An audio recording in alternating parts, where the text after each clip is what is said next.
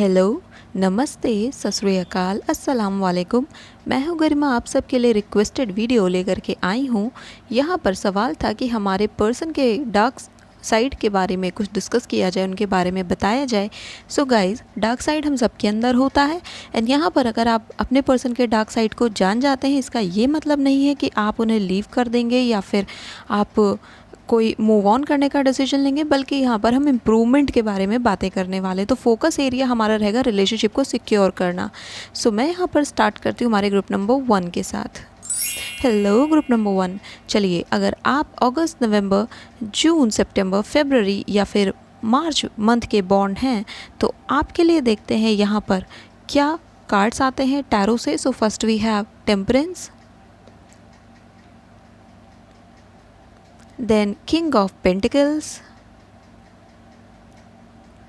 Okay, तो थोड़ा सा प्राउड पर्सन ये मुझे लगता है, आपका जो भी पार्टनर है इसके अंदर थोड़ा प्राउड है खुद को लेकर के। Then 8 of swords. Okay, sometimes ये रोड ब्लॉक क्रिएट कर सकते हैं। The devil, possessiveness, over attachment भी मैं देख पा रही हूँ आपके कार्ड्स में।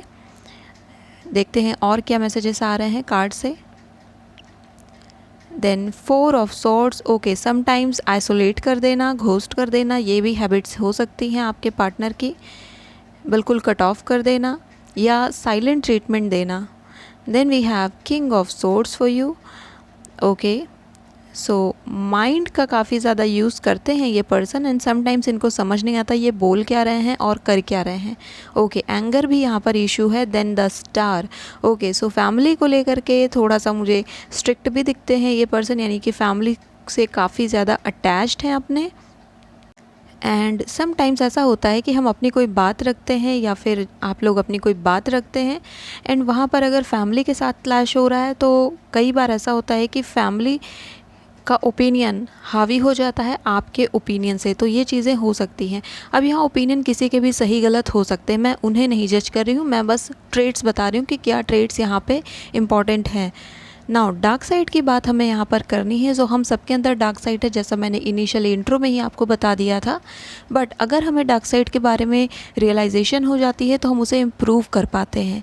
यहाँ पर ऐसा बिल्कुल नहीं होना चाहिए कि जस्ट बिकॉज आपके पर्सन में कुछ नेगेटिव एस्पेक्ट्स हैं तो आप उन्हें लीव कर देंगे, आप उन्हें छोड़ देंगे एंड आप फिर किसी परफेक्ट पर्सन की तलाश करेंगे। तो ऐसा कोई परफेक्ट पर्सन तो नहीं मिलने वाला है। आपके अंदर भी डार्क साइड होंगे, हो सकता है हमें उस पर भी कभी रीडिंग करनी पड़ जाए, तो हमें अपनी भी डार्क साइड्स का पता होना चाहिए ना। आप अपने पर्सन के बारे में जानना चाहते हैं कि उनके क्या डार्क साइड्स हैं, तो कभी भी इन डार्क साइड्स को जानने के बाद भी उनके साथ किसी भी तरीके की मिसट्रीटमेंट नहीं होनी चाहिए। आपको सिर्फ इम्प्रूव करने हैं रिलेशनशिप को, क्योंकि जब आप उनके माइंडसेट को समझ जाएंगे तो यहाँ पे इम्प्रूवमेंट के और सारे डोर्स ओपन हो जाएंगे। सो आई होप ये मैसेज यहाँ पर क्लियर है कि आप इस वीडियो को क्यों देख रहे हैं।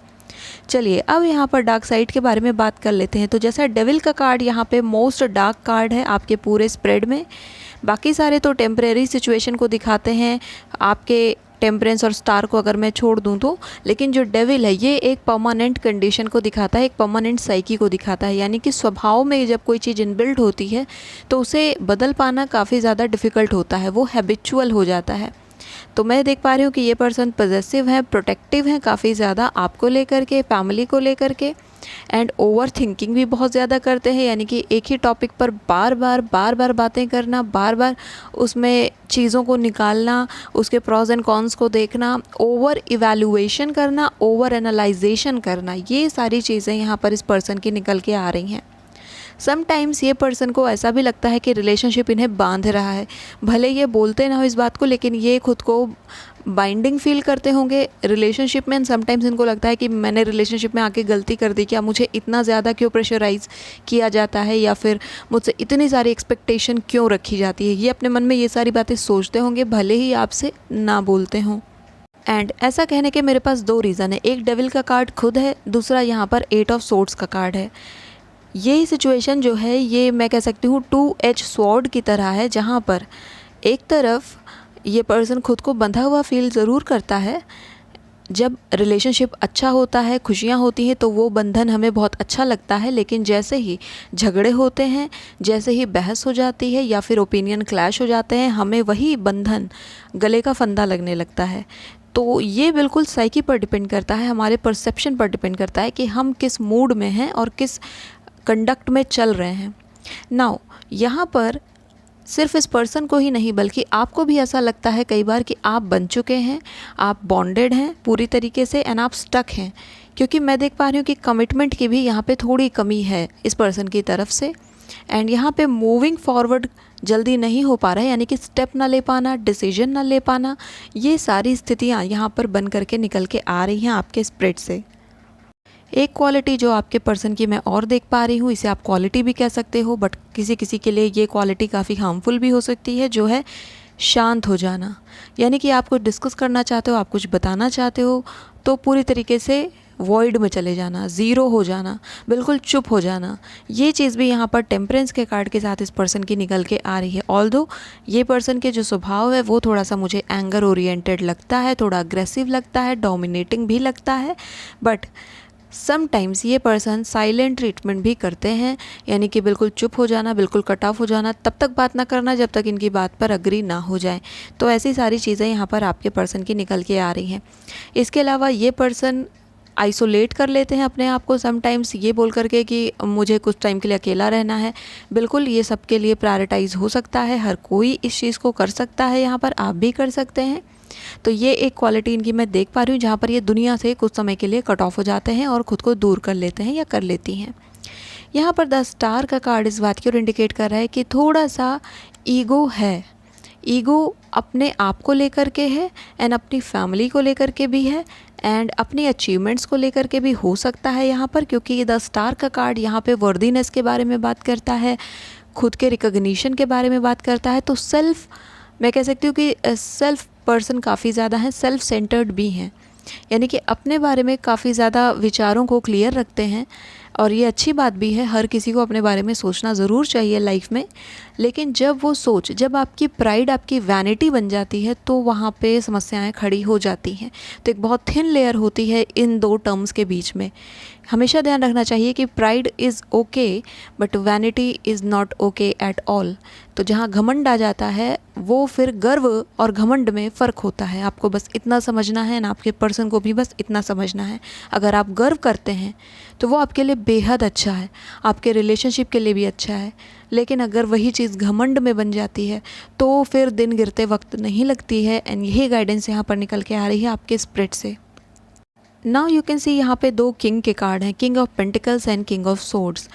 इस पर्सन पर अपनी फैमिली के मेल पर्सन का इन्फ्लुएंस काफ़ी ज़्यादा है, चाहे ये पर्सन फीमेल हो, आप किसी फीमेल पर्सन के लिए देख रहे हो या मेल पर्सन के लिए देख रहे हो, इन पे इनके घर के जो मेल फैमिली मेम्बर्स हैं उनका प्रभाव काफ़ी ज़्यादा रहता है।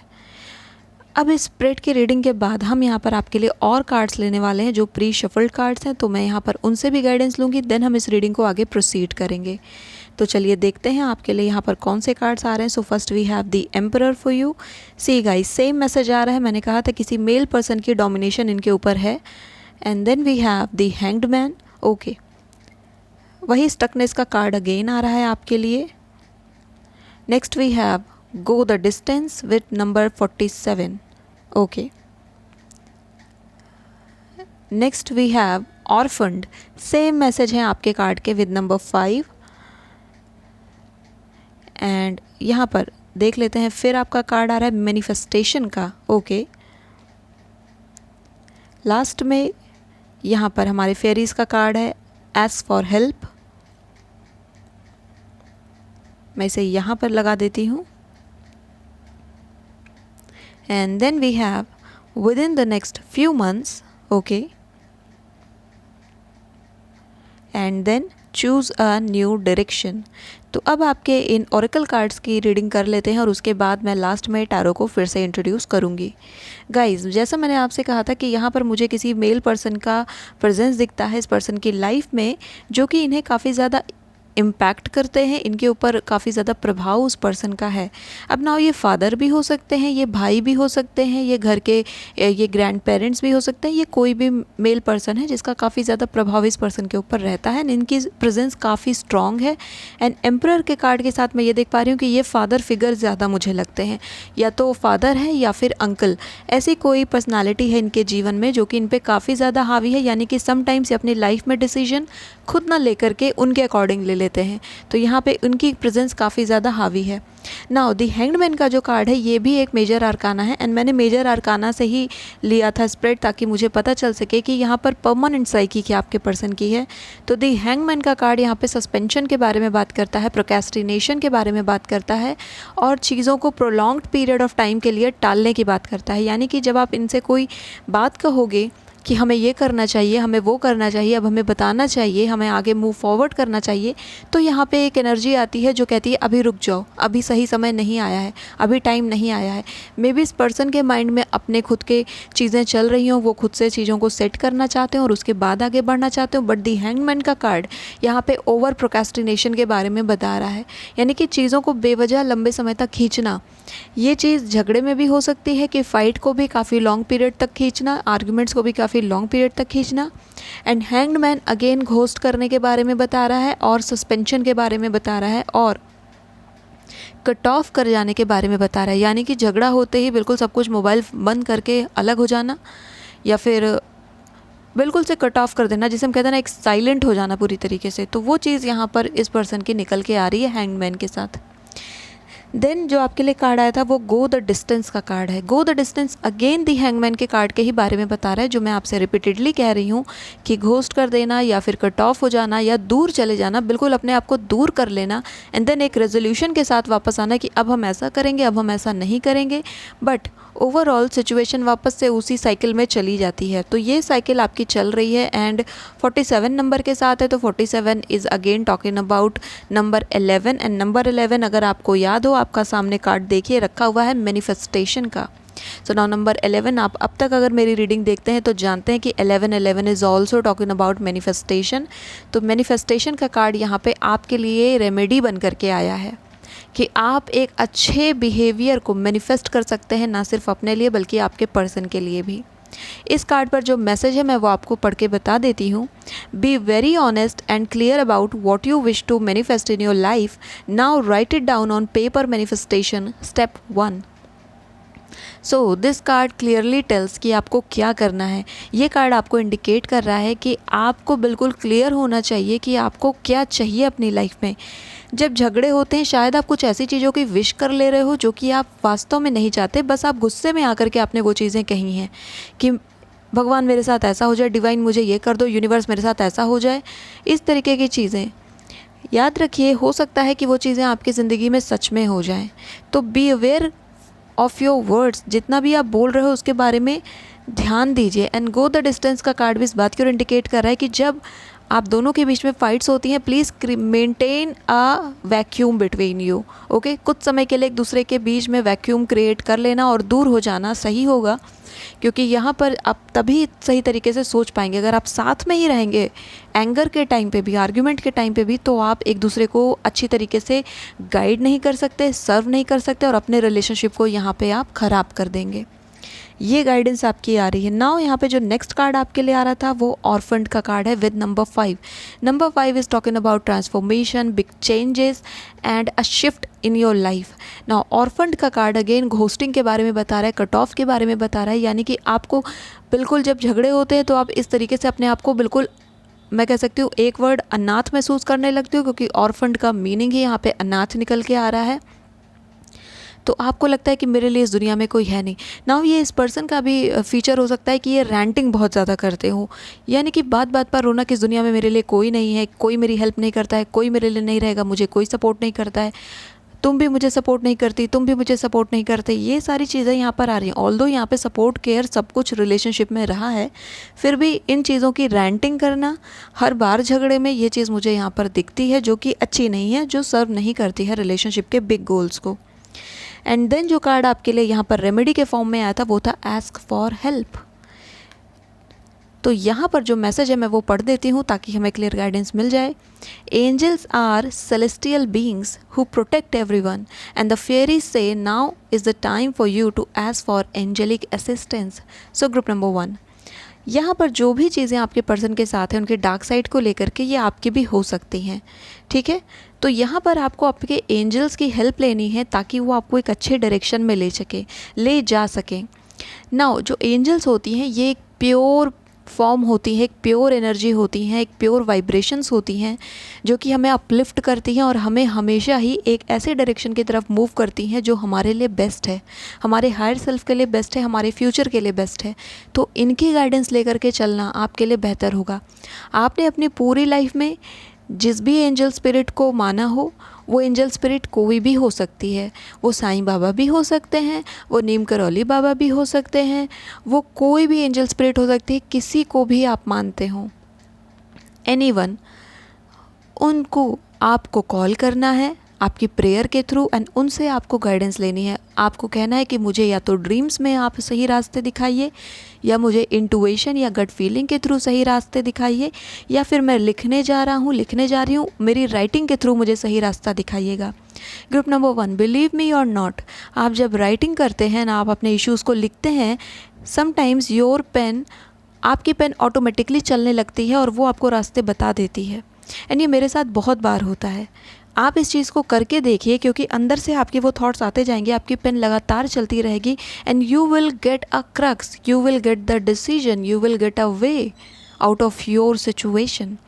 तो यहाँ पे चीज़ें इस तरीके से काम करती हैं, आपको कनेक्ट होने के लिए रास्ता ढूंढना पड़ेगा। ओके, देन यहाँ पे जो लास्ट के 2 कार्ड आपके लिए आ रहे थे, within the next few months and choose a new direction. See again same message है यहाँ पर कि अभी तक जो चीज़ें जिस तरह से चलती आ रही थी, समय है कि थोड़ा सा उनमें बदलाव किया जाए। एंड आप ये स्टेप अपनी तरफ से भी ले सकते हो, आप अपने पार्टनर को भी बता सकते हैं इन सारे इश्यूज़ के बारे में, लेकिन जब भी हैंडल करें इन मैटर्स को बहुत अच्छे तरीके से हैंडल्स करें। एंड आने वाले कुछ महीनों में आप यहाँ पे प्रोग्रेस देख पाओगे, इम्प्रूवमेंट देख पाओगे और अपने रिलेशनशिप में अच्छी खासी ग्रोथ देख पाओगे, साइकी का चेंज भी देख पाओगे। ऐसी कोई हैबिट नहीं है जिसे बदला नहीं जा सकता है, यहाँ पर बस विल पावर की ज़रूरत है और ख़ुद को बदलने की, कह सकते हैं दृढ़ निश्चय की, डिटर्मिनेशन की ज़रूरत पड़ती है। एंड ये डिटर्मिनेशन तभी आ सकता है जब हम प्यार से किसी को समझाते हैं। झगड़ा यहाँ काम नहीं आएगा ग्रुप नंबर 1 आपके लिए। ओके, चलिए अब समय आ गया है आपकी रीडिंग को फाइनलाइज करने का। तो यहाँ पे वापस से हम टैरो को इंट्रोड्यूस करते हैं, देखते हैं फाइनल मैसेज, फाइनल आउटकम आपके रिलेशनशिप का यहाँ पे क्या है, आपके पर्सन का क्या है, मतलब बेसिक चीज़ क्या है जो एक्चुअली उनको सबसे ज़्यादा उनके दिल में है, उनके अंदर है, उनकी सोल में है। तो वो हम यहाँ पे जानने की कोशिश करेंगे। We have got the empress. Okay, so you are the queen and king for her और him, and then queen of sword. Guys, जो फाइनल मैसेज है ये बहुत अच्छा है आपके लिए। वो अपने रिलेशनशिप को मन में ही एक मैरिड रिलेशनशिप में मान के चलते हैं या चलती है, उनके लिए ये रिलेशनशिप बहुत इंपॉर्टेंट है।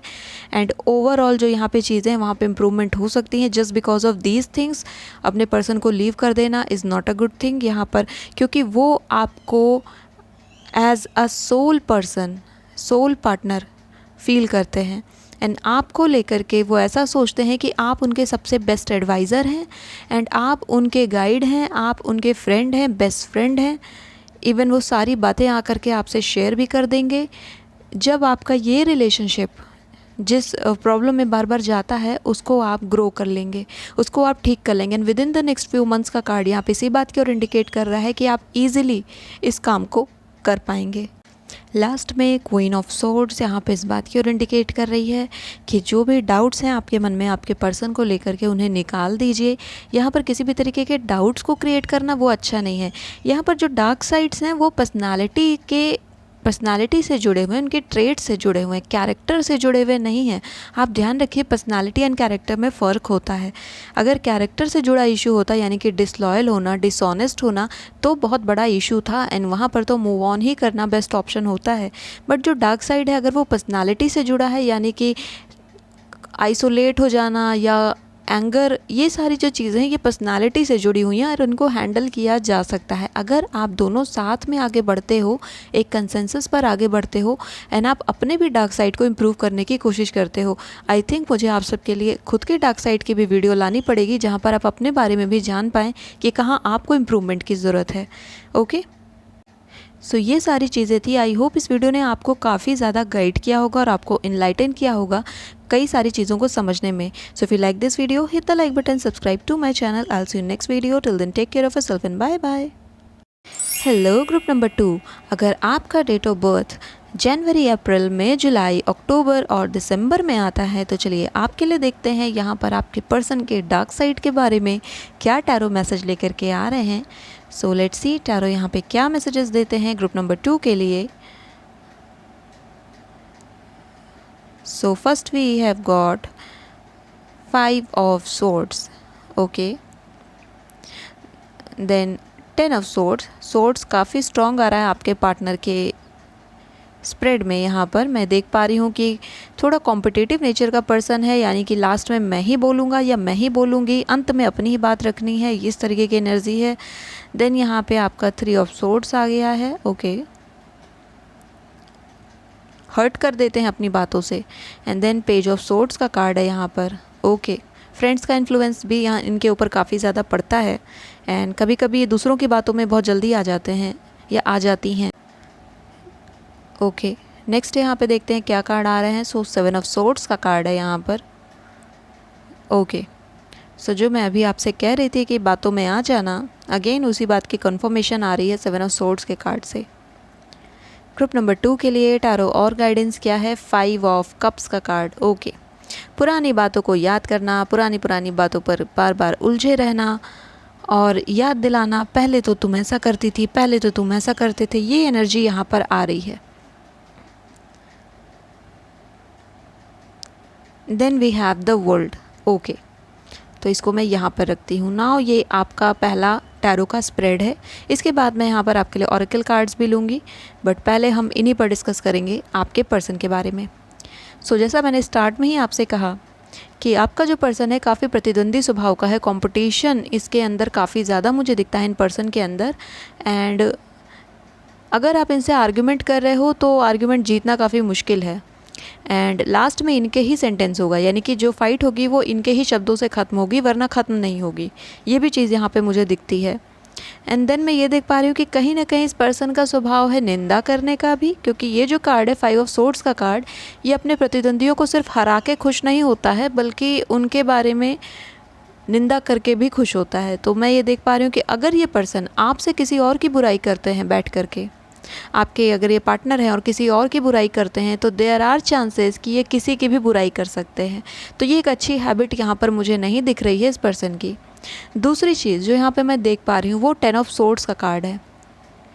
नाउ 10 ऑफ सोर्ड्स का कार्ड यहाँ पे एंडिंग के बारे में बताता है, एक साइकिल के बारे में बताता है एंड सेल्फ सबोटाचिंग के बारे में बताता है, सेल्फ इनसिक्योरिटी के बारे में बताता है, यानी कि खुद को इनसिक्योर दिखाना, खुद के बारे में भी उल्टी सीधी बातें करना, खुद को ही ब्लेम कर लेना, ये भी मुझे इस पर्सन के साथ दिखता है। एंड कभी कभी ये चीज़ें जेन्युइन होती हैं, क्योंकि एक पर्सन को सच में कभी कभी लगता है कि वो डिज़र्व नहीं करते हैं या फिर वो सच में उतने वर्दी नहीं हैं, बट कभी कभी ये चीज़ें सिंपैथी के लिए भी हो सकती हैं, यानी कि वो चाहते हैं या चाहती हैं कि आप सिंपथाइज़ करें उनके साथ, ये भी पॉसिबिलिटीज़ हैं। तो ये 2 वे साइकी है, आप सोच लीजिएगा, देख लीजिएगा कि आपका पर्सन यहाँ पे किस चीज़ के लिए करते हैं या करती हैं। नाउ पेज ऑफ सोर्ड्स का कार्ड इस बात की ओर इंडिकेट कर रहा है कि यहाँ पर इस पर्सन के ऊपर इसके थॉट्स का प्रभाव काफ़ी ज़्यादा है एंड ओवर थिंकिंग भी यहाँ पे मुझे दिखती है, क्योंकि सोर्ड्स की एनर्जी बहुत ज़्यादा है यहाँ पर। आप देख सकते हो कि 5 कार्ड तो यहाँ पे सिर्फ सोर्ड्स के आए हैं जो एयर एनर्जी के बारे में बात करते हैं। तो बहुत ज़्यादा दिमाग से चलने वाला तो इंसान है ये, लेकिन इनके दिमाग इनको मैनिपुलेट कर देता है, यानी कि ये पर्सन एक पल में कुछ और कहेगा, दूसरे पल में कुछ और कहेगा, तीसरे पल में कुछ और कहेगा। तो जो इनकी अलाइनमेंट है ना वो अलाइन नहीं है, डिसअलाइनमेंट में ये चलते हैं। इसी वजह से इनकी लाइफ में मैनिफेस्टेशन काफ़ी स्लो है, बहुत रुक रुक करके होता है और अगर होता है तो बहुत ब्लॉकेजेस आती हैं उसमें। यहाँ पर 5 ऑफ कप्स का कार्ड पास्ट मेमोरीज़ को लेकर के रैंटिंग करने के बारे में बता रहा है, बार बार उन्हीं चीज़ों को याद करना, उन्हीं पर बातें करना, उन्हीं पर ड्वेल रहना। अगर ये पर्सन आपके लाइफ में ऐसे पार्टनर के रूप में आए हैं जिनके पहले भी रिलेशनशिप थे, तो अपने पुराने रिलेशनशिप के बारे में बातें करना, बताना कि वो मेरे लिए ऐसा करती थी, वो मेरे लिए ऐसा करता था। ये भी यहाँ पर चीज़ें कुछ कुछ लोगों के लिए निकल के आ रही हैं जो कि हेल्दी नहीं है। एक रिलेशनशिप के लिए ये हेल्दी नहीं है। When you are in a new relationship तो वहाँ पर आप वापस से ज़ीरो से शुरू करते हैं, वहाँ पर आपको पास्ट की कोई चीज़ लेकर के आने की ज़रूरत नहीं है। बस आपको इन्फॉर्म करना होता है कि पास्ट में मेरे इतने रिलेशनशिप थे, उसके अलावा कुछ डिस्कस करने की ज़रूरत वहाँ पर नहीं होती होती है। बट यहाँ पर मैं देख पा रही हूँ कि इस पर्सन के साथ ये चीज़ें हैं कि वो बार बार पास्ट में चले जाते हैं। मैं देख सकती हूँ कि इनकी मेमोरी 24 आवर्स में से ऑलमोस्ट 15 to 16 आवर्स पास्ट में ही जीती है, यानी कि पास्ट में काफ़ी ज़्यादा लिव करते हैं। अब ये आपके साथ की भी पास्ट मेमोरीज़ हो सकती हैं, यानी कि पहले आप इनके साथ कैसे थे, उन बातों को याद दिलाना कि पहले तो आप ऐसा करते थे, पहले आप ऐसा करती थी, अब आपने करना छोड़ दिया, अब आप बदल गए हैं। ये सारे वर्ड्स यहाँ पे प्रोमिनेंट बन करके आ रहे हैं आपके डिस्कशन में। देन वी हैव यहाँ पर 3 ऑफ सोर्ड्स का कार्ड। 3 ऑफ सोर्ड का कार्ड यहाँ पे बताता है कि अपने शब्दों से दिल दुखाने वाली बातें करना, हर्ट करना, और ऐसा हर्ट करना कि सीधे दिल पर लग जाए, यानी कि चुभने वाली बातें करना, एंड कमेंट लैंग्वेज में बात करना, थोड़ा सा टॉन्ट होकर के बात करना, एंड एक कह सकते हो कि स्लैश करके रिप्लाई देना। जैसे एक रिप्लाई करने का तरीका होता है कि आप एक नॉर्मली रिप्लाई करते हो, एक होता है कि सवाल के बदले सवाल कर देना, या फिर जवाब देने की जगह, कुछ पूछने पर जवाब देने की जगह वहाँ पर बहुत तीखे शब्दों का इस्तेमाल कर लेना। तो यहाँ पर ये चीज़ दिखती है 3 ऑफ सोर्ड्स के कार्ड के साथ, क्योंकि ये जो कार्ड है ना, ये बिल्कुल भी मैं यहाँ पर एक अच्छा कार्ड नहीं देख पा रही हूँ। बाकी सारे ही कार्ड में ये कार्ड काफ़ी प्रोमिनेंट बन करके आ रहा है आपके लिए। देन यहाँ पर 3 ऑफ सोर्ड्स का कार्ड एक और मैसेज दे रहा है, जो कि कुछ लोगों के लिए एप्लीकेबल होगा, सबके लिए नहीं होगा। तो जिसके लिए है बस वही इससे रेजोनेटेड फील करें। ये कार्ड इस बात की ओर इंडिकेट कर रहा है कि ये जो पर्सन है ये बताते होंगे कि इनके पास्ट रिलेशनशिप अगर ब्रेक हुए हैं तो गलती इनकी नहीं थी, गलती सामने वाले पर्सन की थी। No matter how many times इनके रिलेशनशिप ब्रेक हुए हों, लेकिन हर बार गलती इनकी नहीं थी, गलती सामने वाले की थी। ये अपने ओपिनियन को और अपने परसेप्शन को सही मान रहे हैं या मान रही हैं, ये चीज़ें यहाँ पर निकल के आ रही है। ओके, देन यहाँ पर 7 ऑफ सोर्ड्स का कार्ड है, जिस बात की ओर इंडिकेट कर रहा है कि इनका माइंड इनके साथ काम नहीं कर पाता है। ऑल्दो ये अपने माइंड को काफ़ी ज़्यादा यूटिलाइज़ करते हैं, काफ़ी इंटेलिजेंट पर्सन है, आईक्यू इनका काफ़ी अच्छा है, एंड मैं देख पा रही हूँ कि अपने करियर में भी ये पर्सन काफ़ी अच्छा काम कर लेंगे, लेकिन समटाइम्स इनका ही माइंड इनके खिलाफ काम करता है, यानी कि बहुत ज़्यादा सोचने लगते हैं और ओवर एनालाइजेशन की वजह से ये डिसीजन पर नहीं पहुंच पाते हैं। ये भी मैं देख पा रही हूँ कि इनको मैनिपुलेट करने वाले लोग इनके आसपास काफ़ी ज़्यादा हैं।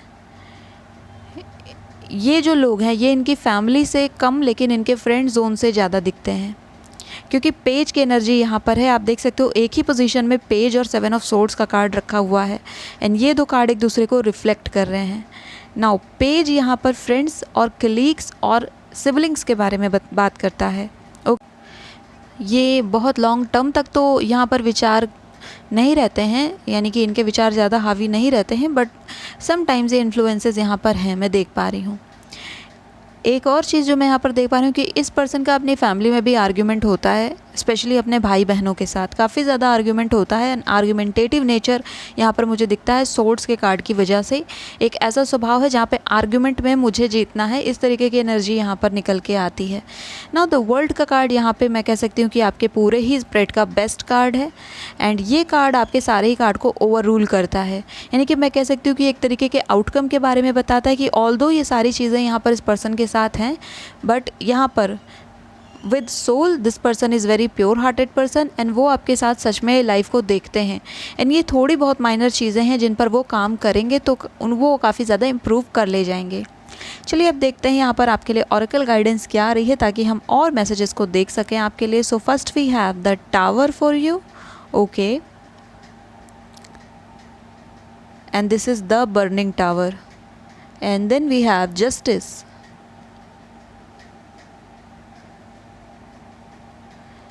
Next we have loyal heart for you. So जो मैं आपसे कह रही थी वर्ल्ड के कार्ड के साथ सेम वही मैसेज आ रहा है कि पर्सन तो प्योर है, एंड देन मेंडिंग है यहाँ पर, यस थोड़े बहुत अमेंडमेंट करेंगे तो यहाँ पर चीज़ें आपकी सही हो जाएंगी।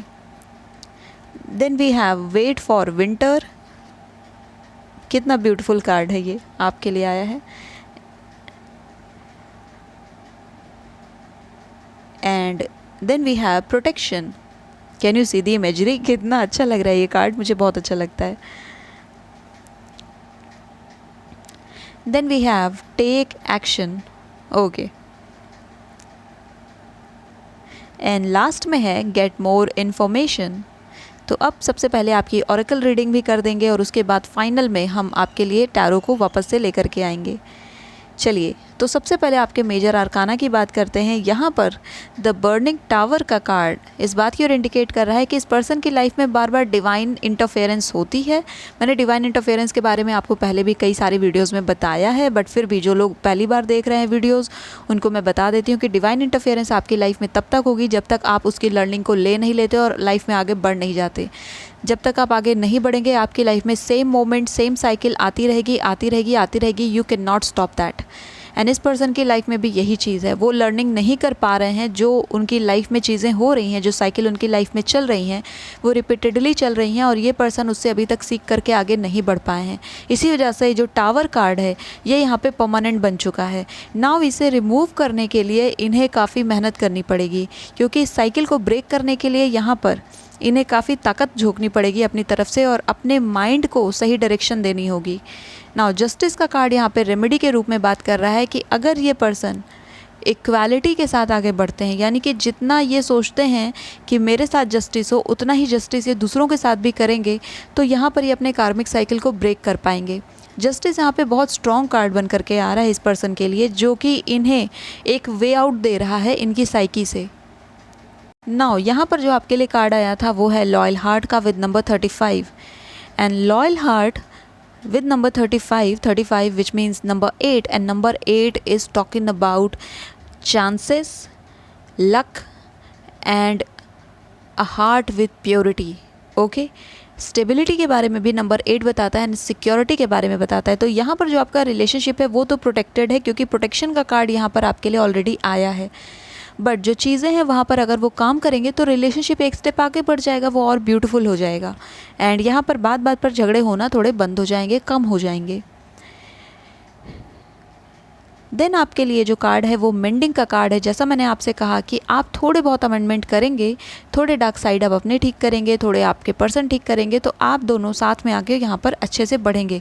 यहाँ पर जो नंबर आ रहा है गाइज वो है 52 which is 7 number, and 7 number is angel manifestation number. Okay, 7 number यहाँ पर शिफ्ट के बारे में बात करता है, अलाइनमेंट के बारे में बात करता है एंड ऐसे चेंजेस के बारे में बात करता है जो बाय द डिवाइन लाई जाती हैं। नाउ अब डिवाइन की तरफ से 2 चेंजेस लाए जा सकते हैं। या तो वो चेंजेस आपकी लाइफ में एक नए एक्सपीरियंस को लेकर के आते हैं, एक नई अपॉर्चुनिटी को लेकर के आते हैं, या फिर वो आपको एक लर्निंग को लेकर के आते हैं।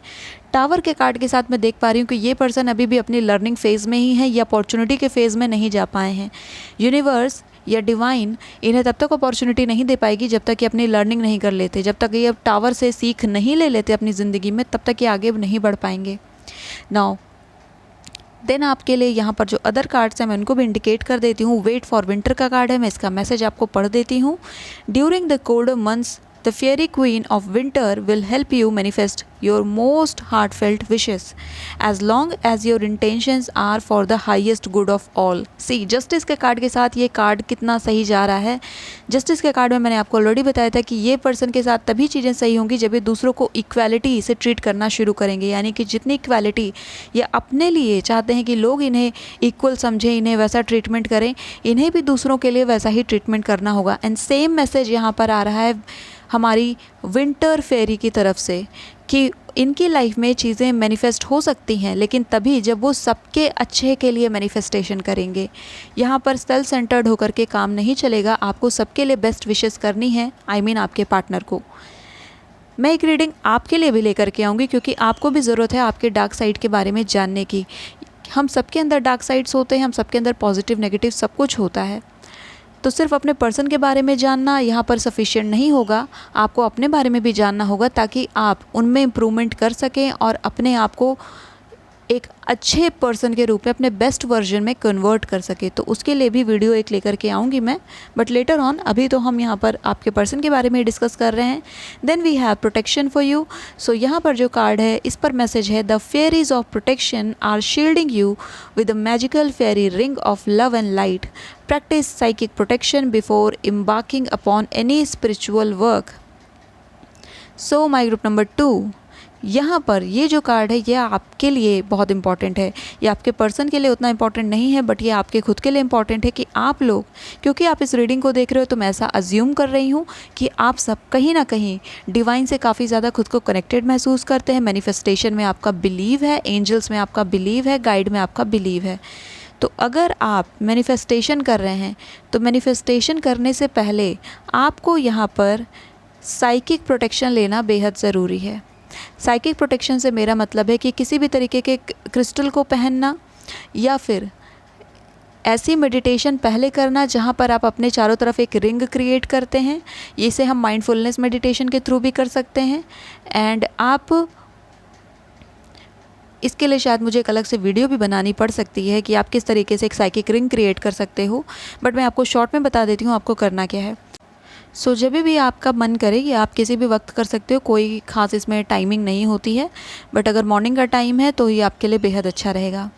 आपको जहाँ पर भी आप हैं वहाँ पर आप बैठ जाइए एंड अपने हाथ को आपस में जोड़ लीजिए और आँखों को बंद कर लीजिए। इसके बाद आपको विजुअलाइजेशन करनी है। विजुअलाइजेशन में आपको करना क्या है कि आपको इमेजिन करना है कि एक लाइट बीम आसमान में से, यानी कि यूनिवर्स की तरफ से आपके सीधे क्राउन चक्रा से होती हुई, क्राउन चक्रा यानी कि हमारे सर से, हेड के ऊपर जो शिखा होती है जहाँ पर, वहाँ पे क्राउन चक्रा होता है, तो वहाँ से सीधे आपकी बॉडी के अंदर जा रही है ना। वो जब रूट चक्रा तक पहुँची है, रूट चक्रा आपको पता होगा आपका बेस चक्रा होता है। अगर आपने नहीं चक्रा की वीडियोस देखी हैं तो आप मेरे चैनल पर चेक कर सकते हैं।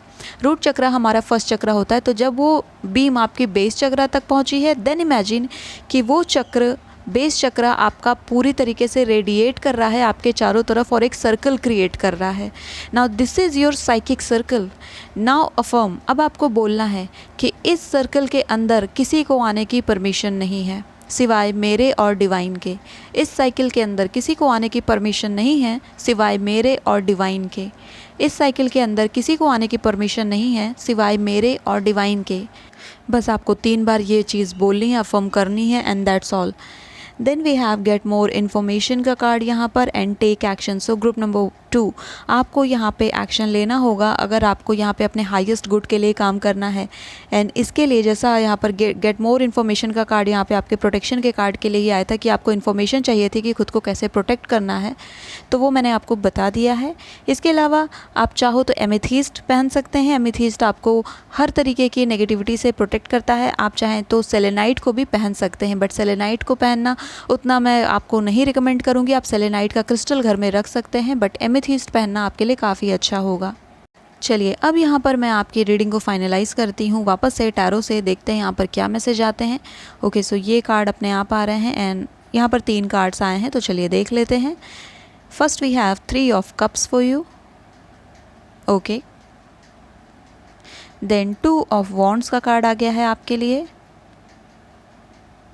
And lastly the hermit. Now hermit की एनर्जी यहाँ पे काफ़ी अच्छी आ रही है, जो कि मैं अभी आपको बता रही थी कि आपको साइकिक प्रोटेक्शन लेनी है। सेम हर्मिट का कार्ड यहाँ पे उसी के बारे में इंडिकेट कर रहा है कि अगर आपको नहीं पता है कि कैसे करना है तो आप किसी की हेल्प ले सकते हैं, किसी सीनियर पर्सन की मदद ले सकते हो, किसी साइकिक की हेल्प ले सकते हो, किसी टैरो कार्ड रीडर की हेल्प ले सकते हो। जैसे मैंने आपको ही बता दिया कि आपको करना क्या है। अगर आप इसमें और ज़्यादा इन्फॉर्मेशन चाहते हैं तो आप इसकी भी हेल्प ले सकते हैं। नाउ 2 ऑफ वॉन्ड्स का कार्ड एंड 3 ऑफ कप्स का कार्ड बहुत अच्छा कार्ड है। ये बता रहा है कि आप लोग आगे प्रोग्रेस करोगे, एक अच्छी फैमिली लाइफ यहाँ पे क्रिएट कर पाओगे आप दोनों। एंड ये भी जो डार्क साइड्स है ना, ये आई थिंक आपकी शादी के बाद और जब आप साथ में हो जाएंगे तो एक दूसरे को और आगे ले जा पाओगे एंड इन डार्क साइड को आप सबसाइड कर पाएंगे। आप दोनों को अपने ऊपर काम करना है। यहाँ पर सिर्फ एक पर्सन रिस्पॉन्सिबल नहीं होता है, दोनों ही रिस्पॉन्सिबल होते हैं, दोनों की डार्क साइड्स होती हैं। तो आपके पर्सन को इम्प्रूव करना वो उनका टास्क है और आपको खुद को इम्प्रूव करना वो आपका टास्क है। उस पर एक सेपरेट वीडियो में लेकर के आ जाऊँगी।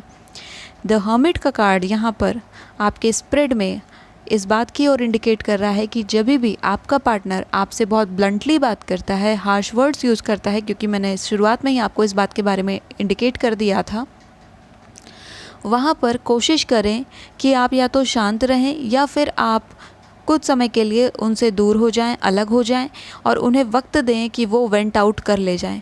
क्योंकि ये पर्सन हो सकता है या तो फायर साइन है या एयर साइन है, एंड ये 2 जो साइन होते हैं ये काफ़ी ज़्यादा वेंटिंग करते हैं, काफ़ी ज़्यादा धुआं निकालते हैं, कह सकती हूँ अगर मैं एक वर्ड्स यूज़ करूँ तो थोड़े वॉल्केनिक होते हैं। एंड जब इनका वॉल्केनिक इरप्शन ख़त्म हो जाता है तो उसके बाद डॉर्मेंट हो जाते हैं, शांत हो जाते हैं। एंड ये इनके स्वभाव में इनबिल्ट होता है। तो इस चीज़ से आप क्यों अपना मेंटल स्टेट को ख़राब करो, उसे स्पॉइल करो। तो उसके लिए ज़रूरी है कि जब ये रेंटिंग कर रहे हों, जब ये नाराज़ हो रहे हों, जब इनका वेंटिंग का पीरियड चल रहा हो, उस समय इनको वक्त दे दिया जाए कि ये वेंट आउट हो जाए। एंड उसके बाद आप इनसे बात करिए, तब ये पर्सन उस बात को शांति से समझ भी पाएंगे। जब ये पर्सन एंग्री हैं और गुस्से में हैं, अग्रेसिव हैं, उस वक्त इनसे कोई भी बात करना, कुछ भी समझाना ठीक नहीं होगा। एंगर में तो इनसे कुछ भी समझाना आप जान लीजिए कि बेकार ही होगा, आपका एनर्जी ही वेस्ट होगा। सो गिव देम टाइम, ताकि वो शांत हो जाए, अपनी एनर्जी को डाउन कर लें, काम कर लें, और उसके बाद इनसे बात करिए कि हम कैसे आगे स्टेप फॉरवर्ड कर सकते हैं, कैसे इम्प्रूवमेंट कर सकते हैं। एंड ये दोनों साइड से होगा यहाँ पर, तो दोनों के लिए ही बेहतर रहेगा। So my group number 2, I hope इस वीडियो ने आपको काफ़ी हेल्प किया होगा। So if you like this video, hit the like button, subscribe to my channel. I'll see you in next video. Till then, take care of yourself and bye bye.